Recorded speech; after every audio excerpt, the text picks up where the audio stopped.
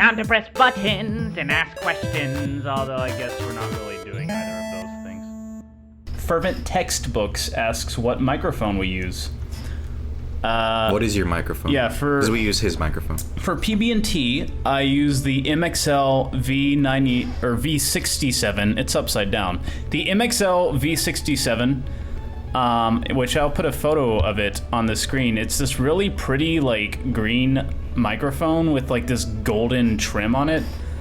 And it was a very well-reviewed microphone that, like, I think they were, like, discontinuing it, so they were selling it for a discounted price for the quality that it is. But yeah, I have that going into an M-Audio, what do you call it, a mixer or a... like a preamp. Yep. Yeah, and I have it going into one of those, and that goes into the computer. So, it's a pretty decent quality mic. It's a step up from USB mics, and there's a... We used to, for the early episodes, or for the early series that we lost... we used the Samson CO1U. And My old one, actually. That's a decent little mic, but for what we were doing, like, a foot away from us on the couch, I was never really happy with the quality of that. There was a lot of background noise that was picking up. Right. So I think it was definitely worth the upgrade for the channel. And then for my mic, I mean, I don't use it for B&T, but I'm using it for this. I use an Audio-Technica 2035 condenser mic. And I have a ART USB dual preamp with an XLR cable. Wow. Go buy all those things. Sponsored by Audio-Technica and whatever the fuck yours is. M-Audio, MXL. We're not actually sponsored, but I guess we'll take We'll take your money. I mean, shit. Lemon and lime is not a crime, asked. You're walking in the woods. It has been years since you have seen each other. You are armed with a shield made from a pillow and solidified amber. Your sword is ice milk. You see your rival approach. He is as armed as you are with your weapons. How do you defeat your opponent? Well, just throw the sword in his... I mean, smash him in the face with the sword. Yeah, I mean, you gave us a sword, so it's not like... Yeah, smash him in the face, and then he dies, and I win. I mean, that's how it's done, son. Yeah, I mean, throw the pillow away, because that's not going to help you. Yeah, that's for taking a nap after you're just tired from your battle. Yeah, killing the other guy. And then I guess your sword's going to melt, so you can't use it again, but I mean, you appreciate it. Kind of like form into like an ice This is your only skull. opportunity to use that ice milk sword. Yeah. So make it count. Yeah, and then have a little victory rest. So that's how we would do that. Squints Time asked what we're playing. He said congrats for the marriage. Thank you very much. He asked what else we're playing, which we've kind of covered. He said, I love that kick-ass penguin picture in your apartment. Where did you get it? I actually had one of my best friends in college made that for me. She made it with, like, fortune cookie, like the fortunes, and because she, like, collects those. And penguins are, like, my thing, so she, like, just as a crafts project, just put that together. It's a pretty dope picture. picture. I love that little penguin. And then you're playing Overwatch, right? Anything else? Not really that I'm playing, because, like I said, my schedule right now is between work, the channel, and making a game. And making that game is consuming most of my time. Yeah. So, yeah, besides Overwatch, there's not really anything that's currently on my playlist. I'm playing Hyrule Warriors a lot right now. And before that, I was playing Pocket Card Jockey on 3DS, and that's a great game. I feel like I've heard of that. It's like Game Freak, you know, Pokemon Game Freak made it. Yeah, It's like horse races with solitaire. It's very good.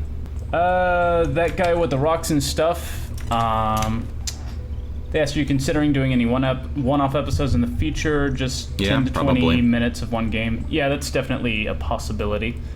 Also, to someone wanting to do a Let's Play channel with 2 hosts, do you have any tips? Find someone who you have a good rapport with, someone who you have a natural sort of already a good friendship with, I guess. Yeah. I mean, you don't have to, but I feel like it's easier if like, because you get along well and have the same sense, kind of a similar sense of humor. Yeah, because when we sat down and started doing it, like, it pretty quickly just felt like how we normally are in Skype. Like, it was a pretty natural flow into, like, we're playing a game and making funny comments. I mean, this is just like when we like watch a movie like for fun. Not like a serious movie, but like just like watching a goofy animated movie. We just do this shit. We just riff. Yeah. And I think people have commented, like, told me, like, oh, it feels like you, like, very natural, and I think that just is because we've known each other for so long. Yeah, I mean, that's just how we joke. It's not like we're putting up characters for the show or anything, like, Right. We don't try to be funny, necessarily. It's just kind of, we're joking with each other, as we've always done. Yeah. Also, whatever your technical setup is for the Let's Play, figure that out, because that can... Yeah. There's a lot of, like, secret wrenches that can be thrown from off stage that hit you out of nowhere. Yeah, so really get that down pat, and just, you know... do your stress test properly. Like, figure out if you're doing, like, a capture card getting off of a console, like, figure out how much of that you can record before your computer starts having issues. Figure out what kind of quality you can get, like what you can consistently get while recording your audio.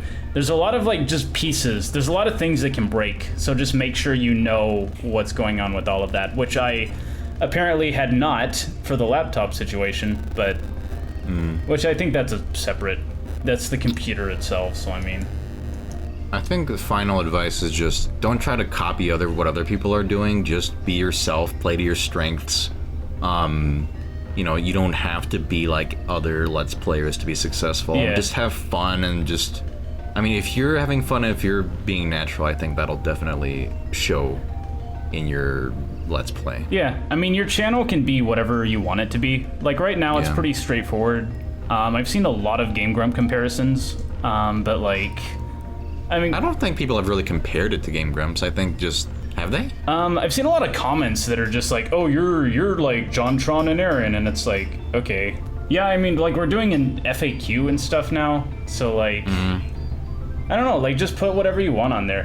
There's no, like, oh, well, Markiplier does videos like this, so this is how a Let's Play is supposed to be. Yeah, like, there's not going to be any recipe for success. You just got to do what makes you happy. So, good luck with your Let's Play. Let us know what the channel is if you get it off the ground. We'll definitely check it out. Waluigi, who is a frequent commenter, asks, how do you guys feel about Waluigi? Do you think he's a cool guy? He's fine. He's funny. Yeah, he's great. I'm happy Waluigi has a presence in our life. God bless Waluigi. Thank you, Waluigi.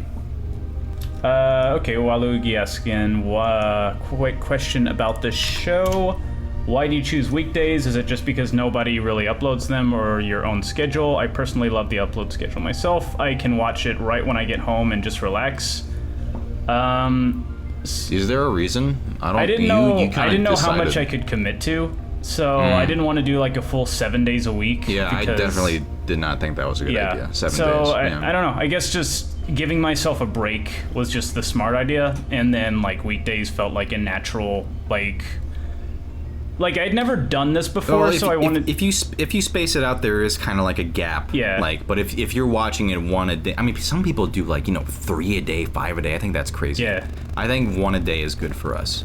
And I think... Because this is not our career. Yeah, no, this is... So this is like a hobby. Well, that's the thing. Like, I've got other things going on, so I wanted to make sure that whatever schedule I set was something attainable. And if it was like, oh, I have so much, we're able to do so many episodes that like we can do 1 a day, then we could like move to that. But it's plenty of work with the 5. So I mean, it wound up being a good format. And then like, because people get excited for it now. It's like part of their routine. Yeah. And it's like, people have told us they look forward to Mondays because there's a new PB&T that's going to drop. And like, that's nice to hear. And I'm glad we can affect people like that. So I think it's a solid schedule. I think it's a great schedule. Yeah. And I think we're going to keep it that way for at least for the foreseeable future. Yeah. Unless it started turning over money, which it does not seem like it's going to anytime soon. Well, you haven't even monetized the videos. We haven't. Yeah. But so, I mean, it's fine. Yeah. We're not in this for money. We're in this just this is have fun. This is our little project. Yeah. It is fun. If it stopped being fun, we'd stop doing it. Oh, really? Because I have not had fun with them till I die. This is all I have. I'm just doing it out of obligation at this point. I'm banking everything on this. The Bombastic Bookman asks, this is about our continuity that we're building up, but what are the inter-party relationships? For example, what do Cooper and Parakarry think of each other? Are there any friendships within the group? Any rivalries? You know, this goes against our idea of planning, but you know what? Characters rarely are out at the same. They're not out at the same time. That's the thing. There's so few interactions. So let's go over this. No one likes Goombario. No, everybody's like most of the party members aren't aware there's a Goomba in the party. The ones who know about him are just like, just disgusted. I think Cooper respects Bombette. Yeah. He's jealous of Parakarry's ability to kill people like wherever they are. So he for Parakarry, I would say also like a respect. I think whoever he deems strong. Yeah, he's like an anime character. I think if he had the opportunity to take Parakarry's wings, he would take it in a heartbeat. But I think Cooper does have a sense of loyalty to Mario. I thought you said Goombario. I was no, why? Fuck Goombario. No, to Mario. Why hasn't he killed Goombario? Because Mario is strong. If Mario shows any sign of weakness, Cooper will go in for the kill. Yeah. I think Bombette is pretty chill. Bombette kind of likes everybody, but yeah. I think she even likes Goombario a little bit. Yeah, she's the only one I think who would look at Goombario and say, you know, you're nice. You can come sit with us at the lunch table. Yeah. She's the one who goes to sit by Goombario when he's by himself, and everyone's like, why is Bombette sitting by Goombario? And she doesn't care. Yeah. How about Parakarry? Parakarry... I think he's scared of Cooper. Oh, absolutely. Most of the party members... I think pretty much everyone except like Bombette. I don't think Bo would be scared of Cooper, actually. She wouldn't. But everyone else, I think, is terrified of Cooper. Maybe he has a little crush on Bombette.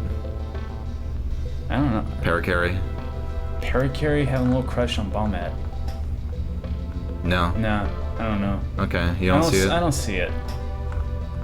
Parakarry... Yeah, he's just Parakarry. I think Parakarry's relationship with Mario has been very well, I mean, everybody has the most developed relationship with Mario so far. Yeah. But I appreciate that Mario has grown to respect and even be like fond, a little fond of Parakarry. Parakarry's managed to endear himself to Mario somehow. Just by being himself. Watt's just a baby, thinks everyone's her Watt is too young to be involved in this.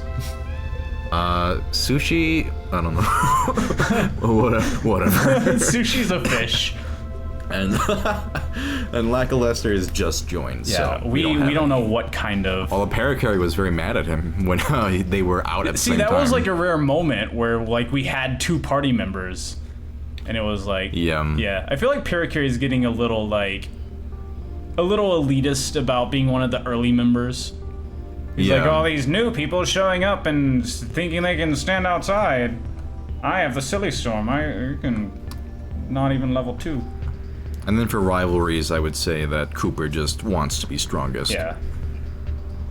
And everyone else is like, he can have that. I don't want any part in that. Right. So... Didgeridoo asks, what do you guys do for fun besides pressing buttons and talking, of course? Winky sad face? Or, oh no, that's a smile. It's a very vertical smile.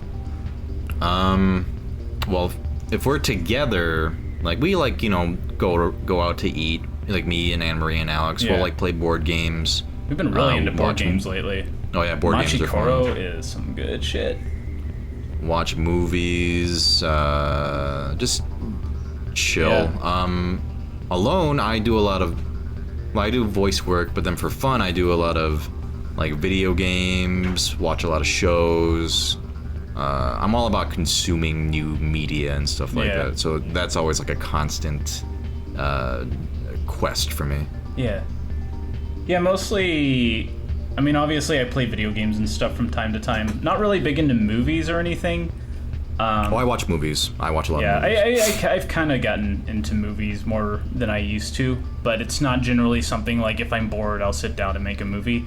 I make a lot of stuff.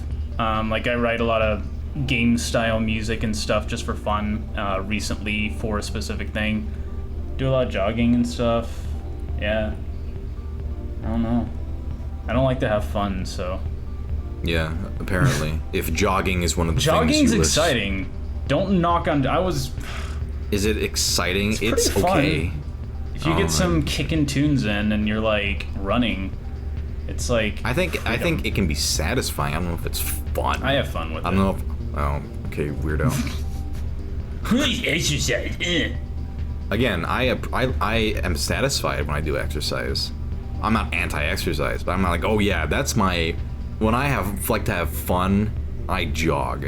Okay, nerd. I have weekends where I look forward to it. Like I'll wake up and I'll be like, it's a nice sunny day. It's kind of breezy. I'm gonna turn on my music and it's gonna be nice. I'm gonna have a good old time. Okay. So fuck you for do what you being want. Mostly positive but kind of indifferent about my hobby. Was it hard to adapt to playing for 15 minutes and then remember to say goodbye to the watchers? Oh, like I guess the episode format? Like you play for 15 minutes and then you remember to end an episode or whatever?